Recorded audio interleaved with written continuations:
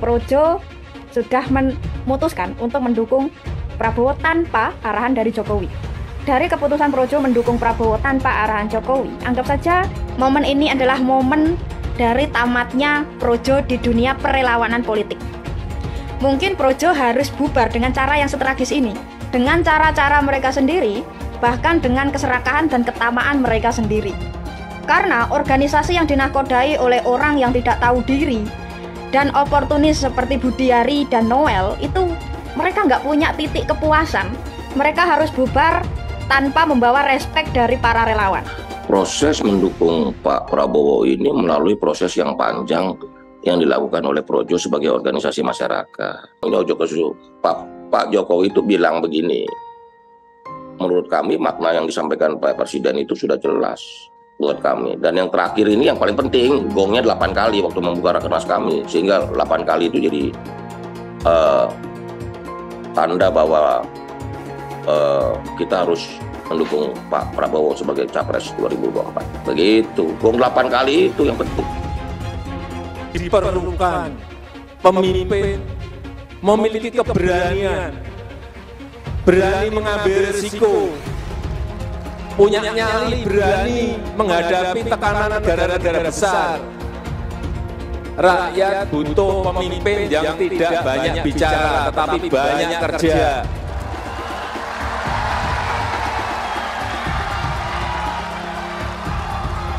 Yang mau bekerja untuk rakyatnya, yang mau bekerja untuk bangsanya, yang mau bekerja untuk negaranya.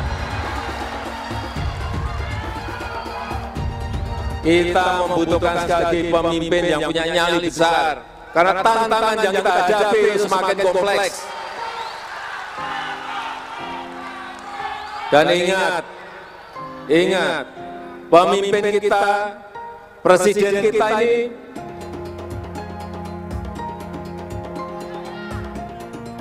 memiliki tanggung jawab untuk membawa kapal besar Indonesia yang penduduknya sekarang sudah 278 juta.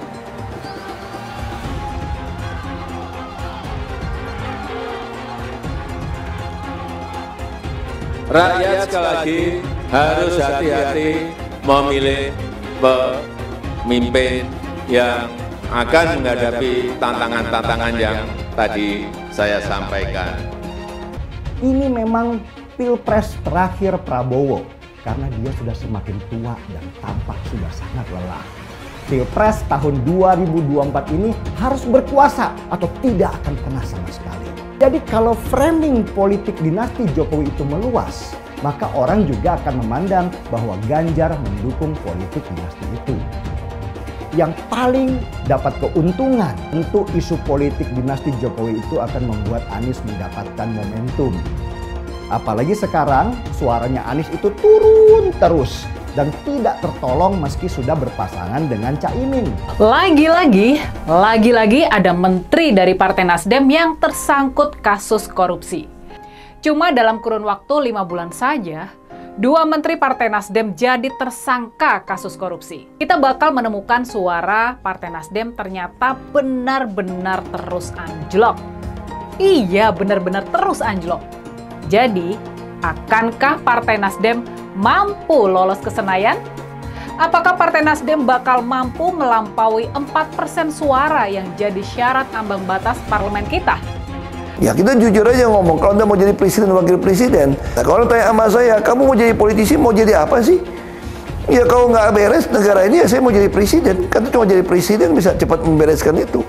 Coba lihat, kayak di DKI, kok nggak ada Ahok, nggak ada demo, kalau Ahok nggak nyalon kan nggak ada masalah kemarin. Coba kalau ada Ahok, jadi Ahok itu adalah orang yang tidak boleh di politik, karena dia membuat bangsa ini tidak bisa bersatu. Itu terbalik-balik. Yang pengen pecahin orang siapa? Kok saya yang dituduh? Ini bagi saya itu aneh gitu loh. Tapi itu fakta. Nah makanya saya tetap ada di PDI Perjuangan, karena satu-satu partai yang tetap mencalonkan saya di DKI dengan ancaman macam-macam hanya PDI Perjuangan. Kata Ibu Mega, mau jadi apa bangsa ini kalau kamu Pak Ahok yang bisa kerja, yang jujur, tidak boleh mencalonkan diri? Masa orang yang nggak jujur, yang itu mau yang bisa dicalon, katanya mau jadi apa, bisa kerja apa? Makanya saya pribadi ya putuskan dia ikut Ibu Megawati, PDI Perjuangan. Saya lihat cuma dia bisa berani terang-terangan. Kalau di DKI dulu saya sudah mundur, dianggap bikin kacau, bisa bikin demo. Ini sesuatu yang aneh menurut saya gitu loh.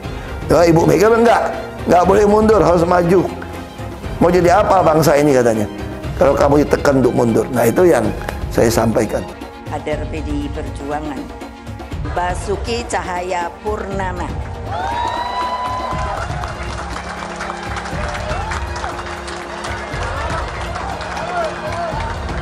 terkenal namanya Ahok.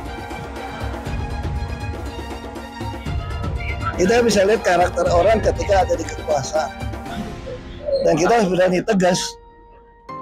Orang jahat itu kata Nelson Mandela nggak bisa ngurus negara. Karena di kepala mereka itu cuma ada kekuasaan dan kekayaan saja. Kalau Ganjar kan udah teruji. Jadi orang kalau belum pernah berkuasa itu gampang ngomongnya. Tapi kalau kamu udah di kekuasaan, karakter Anda teruji. Dan Ganjar teruji. Apalagi saya sama beliau kan sama-sama di DPR juga dulu kan. Jadi itu karakternya teruji, itu keluarga juga teruji. Saya kira itu penting. Dan saya itu sampai bingung. Lah kok saya bilang Pak Jokowi petugas partai kader.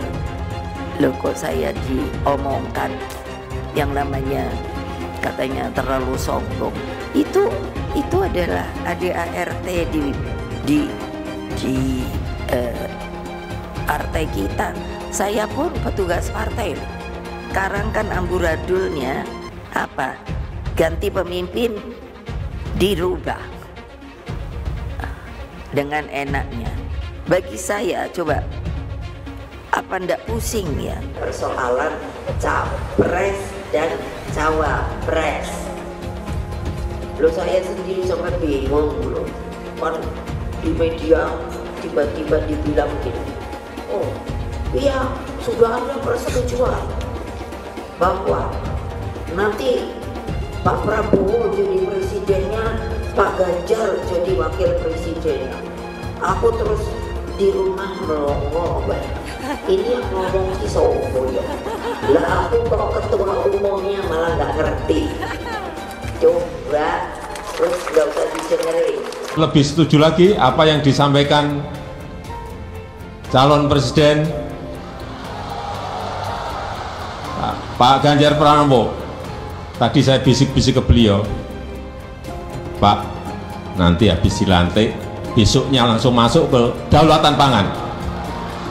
Nggak usah lama-lama. Perencanaannya disiapkan sekarang, begitu dilantik besok langsung masuk ke kerja kedaulatan pangan. Sehingga swasembada pangan, ketahanan pangan, kedaulatan pangan itu betul-betul kita miliki. Dan saya yakin Pak Ganjar mampu menyelesaikan ini. Bilang dihalang-halangi, Anies masih sering bikin acara di sana-sini. Bebas pula. Duh, nggak capek apa ngibulin rakyat mulu, Pak? Nah, yang gue pertanyakan nih, Anies itu kampanye di mana-mana sering naik pesawat jet. Nah, pesawat jet biaya sewanya dari mana, Pak? Atau itu pesawat jetnya siapa, Pak? Coba jujur deh. Karena setahu gue nih, itu punya bos Anda, Surya Paloh. Anies bicara soal pendidikan. Padahal waktu dia di Jakarta, dia sendiri nggak mampu buat memberikan bangku sekolah yang cukup waktu mimpin di Jakarta. Artinya, dia nggak mampu memberikan bukti kalau omongan dia itu bisa dilaksanakan. Anies bilang, setiap jabatan harus diisi sama orang-orang yang kompeten. Lah, faktanya di Jakarta, beberapa jabatan diisi sama orang-orang dekatnya dia. Nggak kompeten pula. Terus TGUPP. Itu yang jumlahnya seabrek-abrek, fungsinya buat apa, Pak? Kok Jakarta makin berantakan sih? Sekali lagi, Anies nggak bisa membuktikan omongannya. Anies bilang dia akan membuka lapangan kerja. Yang dulu janjinya 200.000 lapangan kerja, ternyata cuma omong kosong, alias cuma janji palsu. Soal pembangunan yang berkelanjutan. Dia bilang di Jakarta dia udah meneruskan yang udah baik. Lu jangan percaya ya, itu ngibul. Faktanya, nggak seperti itu loh. Belum lagi nih, program penanggulangan banjir. Jadi di daerah Jakarta itu ada daerah yang sebelumnya udah bebas banjir. Pas Anies mimpin, kok bisa-bisanya daerah itu banjir lagi? Gimana nggak banjir kalau kalinya udah nggak pernah dikeruk sama dibersihin, Pak? Kalau soal Jakarta, gue bisa bicara banyak deh. Jadi gue saksi bobroknya kepemimpinan Anies di Jakarta. Dan gue bisa pastiin, omongan manisnya Anies soal apa yang dia lakukan waktu mimpin Jakarta itu banyak nimbulnya. Saya tidak punya sejarah politik identitas. Identitas saya adalah yang seperti ini dan kita melakukan hal yang biasa. Dan kemudian semuanya menilai, sekali lagi, saya tidak ada dalam sejarah politik menggunakan politik identitas. Boleh dicek. Koalisi perubahan, apanya yang mau dirubah? Jalan, nama-nama jalan, seperti kemarin yang di demo warga Jakarta. Terus nama-nama rumah sakit dirubah juga. Besok lagi nama-nama pahlawan, nama jalan sudah dirubah. Kasihan masyarakatnya kalau nama-nama jalan dirubah. Mereka yang punya sertifikat tanah kan harus ngurus lagi, harus ini lagi, harus administrasi lagi, pengeluaran uang lagi. Itu nggak dipikirin. Bisanya cuma rubah nama jalan, rubah nama airport, rubah nama rumah sakit, ya kan? Nanti lama-lama sejarah Indonesia juga akan dirubah sama ini orang, ya. Perubahan-perubahan. Wow. Ada lagi yang dirubah. Pembuangan air hujan atau banjir melalui gorong-gorong ke laut dirubah ke lubang-lubang sumur. Janji palsu dengan konsep yang penting menang dulu. Ini program yang membodohi masyarakat. Kata-kata gratis itu pada waktu itu benar-benar membius banyak pendukung Anies, sekaligus mencaci makinya ketika tahu program itu sebenarnya nggak ada. Banyak penduduk Jakarta yang merasa tertipu dengan janji manisnya Anies. Tetapi sudah terlambat, sudah terlanjur memilih yang salah. Beli rumah, uang mukanya gratis. Tetapi sesudah dia terpilih, benarkah ada program beli rumah uang muka gratis? Nggak ada ternyata. Memilih Anies dan Imin setidaknya sudah menyelamatkan Indonesia dari kehancuran. Gus Dur saja dikudetanya, apalagi rakyat. Yang satu memang jago kata-kata, jago beretorika, nggak kelawan kalau soal kata-kata. Di sisi lain, kita sama-sama melihat yang sudah ditulis pakai tangan dia sendiri, pakai hati dia sendiri, lagi dia ingkari, apalagi hanya mengandalkan kata-kata dan janji. Pun demikian dengan janji Cak Ponimin. Gus Muhaimin memberikan program siapapun yang hamil yang ada di muka bumi Indonesia ini akan diberikan tunjangan selama hamil. Karena itu yang masih jomblo secepatnya nikah, hamil, dibiayai kehamilannya oleh Gus Muhaimin.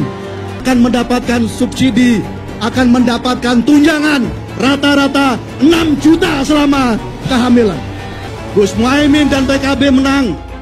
Semua yang punya sepeda motor, BBM-nya kita subsidi gratis tanpa biaya. Siapa yang di sini punya sepeda motor? Tahun 2024 PKB menang, Gus Muhaimin presiden, disubsidi serendah-rendahnya harga subsidi BBM.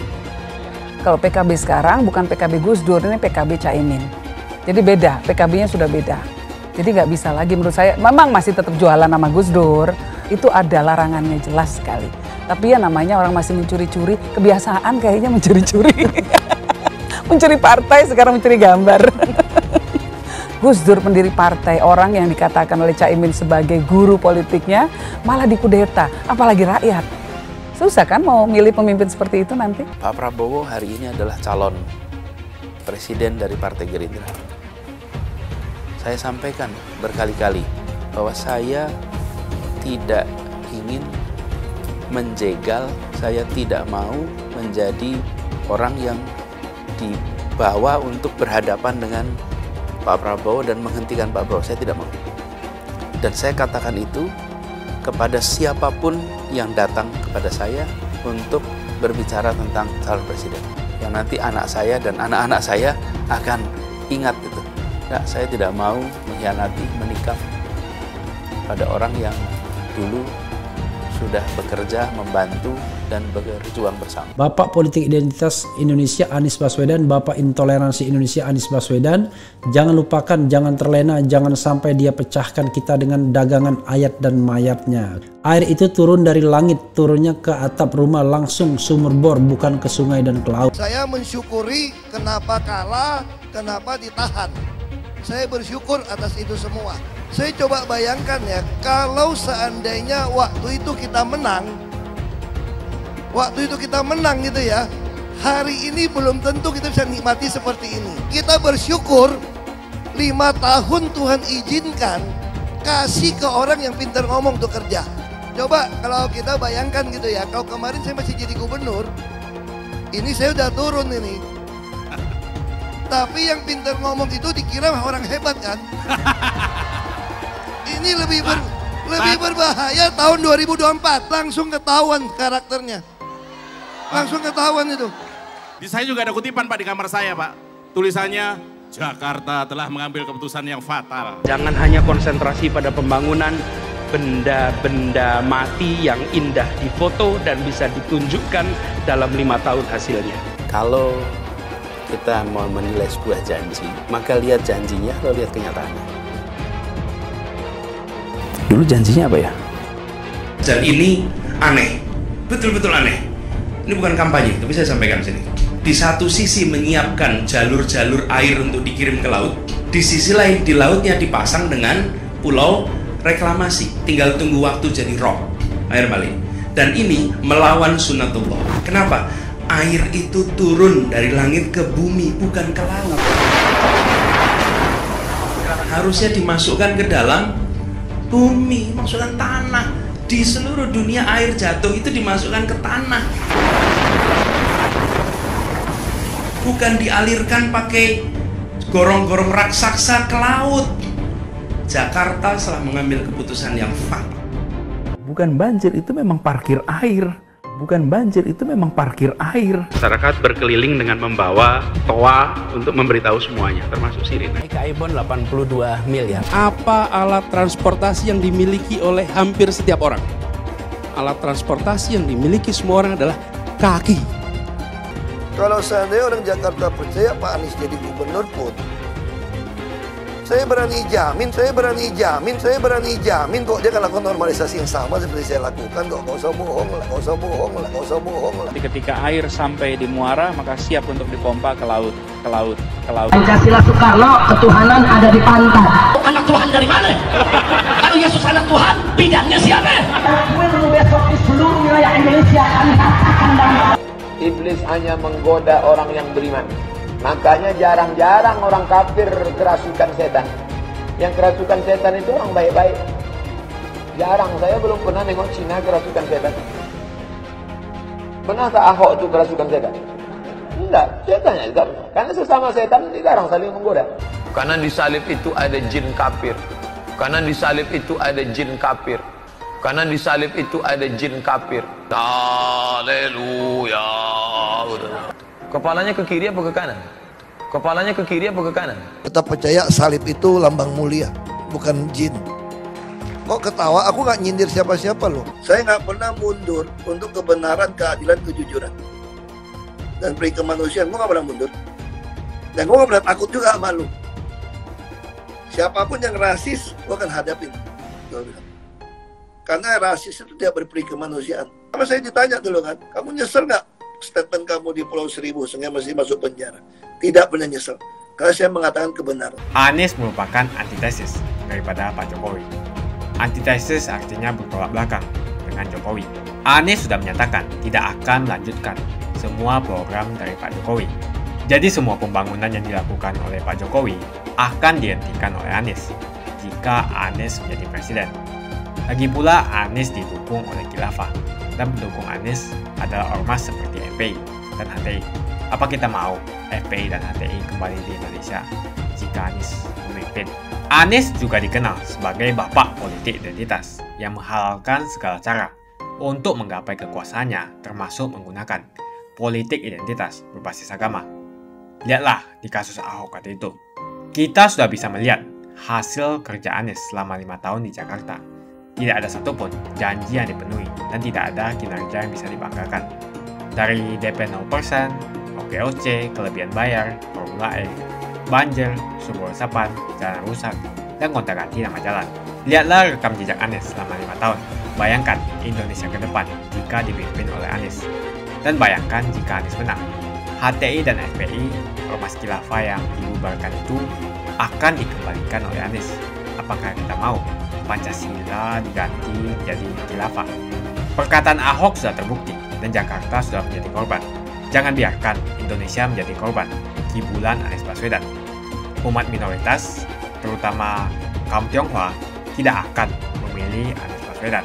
Proses mendukung Pak Prabowo ini melalui proses yang panjang yang dilakukan oleh Projo sebagai organisasi masyarakat. Kita menggelar musyawarah rakyat bersama relawan lainnya, terus juga kita menggelar konferensi daerah di seluruh provinsi di Indonesia, sehingga sampai satu saat, satu titik kita harus mendeklarasikan secara nasional sebagai sikap resmi organisasi. Jadi kami memang memutuskan mendukung Pak Prabowo ini lewat proses panjang, bukan keputusan 1-2 orang, tapi melibatkan sebanyak mungkin pengurus Projo dari Sabang sampai Merauke. Begini, dalam perjalanan kami ini kan memang Bapak selalu, Pak Presiden selalu menggunakan simbol-simbol. Kata-kata ojo ke susu itu pertama kali di Rakernas 5 kami yang dilangsungkan Mei 2022 di Borobudur, Magelang, Jawa Tengah. Itu loh. Terus ojo grosa gusu, jangan tergesa-gesa, menyalakan mesin. Tahu di forum itu adalah seluruh Ketua Umum Partai Koalisi Indonesia Maju ada di situ. Sehingga bisa dilihat kan, dari mulai Pak Erlangga, Golkar, Mas Ahaye, Bang Jul, PAN, terus dari Gerindra ada Pak Sumi Dasko, terus dari PBB, dari Gelora, dan seluruh partai pendukung yang tergabung dalam Koalisi Indonesia Maju gitu. Forumnya aja udah kita lihat seperti itu. Nah, ketika ditanya kok yang mau kita dukung nggak ada di sini, itu kan berarti kan apa? Berarti yang tergabung calon yang diusung oleh Koalisi Indonesia Maju begitu. Menurut kami makna yang disampaikan Pak Presiden itu sudah jelas buat kami. Dan yang terakhir ini yang paling penting, gongnya 8 kali waktu membuka Rakernas kami, sehingga 8 kali itu jadi tanda bahwa kita harus mendukung Pak Prabowo sebagai Capres 2024. Begitu. Gong 8 kali itu yang penting. Kata ojo ke susu, terus muncul ojo gerasa gerusu, terus akhirnya muncul kata menyalakan mesin di tempat relawan lain, dan di tempat kami simbolik yang kami tangkap adalah dengan memukul gong 8 kali itu. Begitu loh. Kami ini kan organisasi masyarakat atau ormas yang cikal bakalnya dari relawan, dan kami sudah menjadi organisasi masyarakat atau ormas.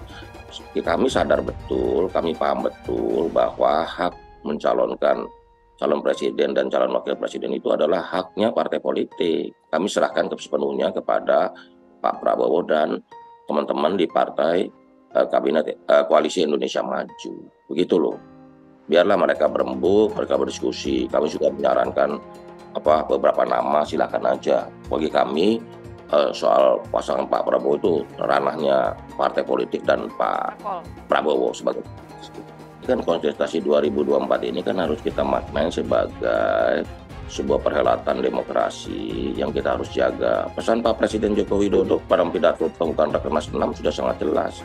Sesama relawan jangan mengumbar fitnah, kebencian, dan juga jangan baperan. Ini kan isyarat bahwa kita ingin menjaga pemilu ini sebagai sebuah kontestasi demokrasi, sebagai sarana demokrasi untuk memilih pemimpin baru. Ini harus kita laksanakan, kita lakukan dengan penuh suasana yang gembira, tidak usah terlalu tegang-tegang. Ini kan kontestasi kompetisi antar anak bangsa, jadi kenapa mesti seolah-olah jadi terlalu mengumbar kebencian, fitnah, hoaks dan sebagainya. Menurut kami kita ingin pemilu 2024 ini lebih sejuk gitu. Toh setelah pemilu 14 Februari kita tidak tahu lagi apa yang terjadi. Kan politik kan selalu seninya. Nanti jangan-jangan gabung semua. setelah selesai pemilu. Ini kan ada kesadaran bersama di seluruh para elit politik dan juga masyarakat bahwa rakyat itu senang loh kalau pemimpinnya bersatu. Soal kita deklarasi di tempat Pak Prabowo itu soal teknis saja. Karena bagi kami acara pembukaan atau seremoni pembukaan Rakernas 6 Projo itu sudah selesai, ditutup dengan doa.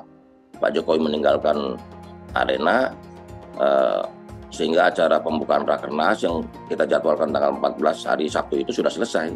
Sehingga tapi kita kan masih akhirnya kita sepakatin, kita berembuk bagaimana ya, akhirnya kita deklarasikan di Kertanegara. Dan menurut saya nggak ada apapun perbedaan, mau kita deklarasi di acara kami maupun kita datang juga nggak ada masalah. Begitu. Apalagi Pak Prabowo di Kertanegara sudah bersedia kami angkat menjadi anggota kehormatan Projo. Lihat aja Pak Prabowo dengan jaketnya setia di garis rakyat. Begitu. Gitu.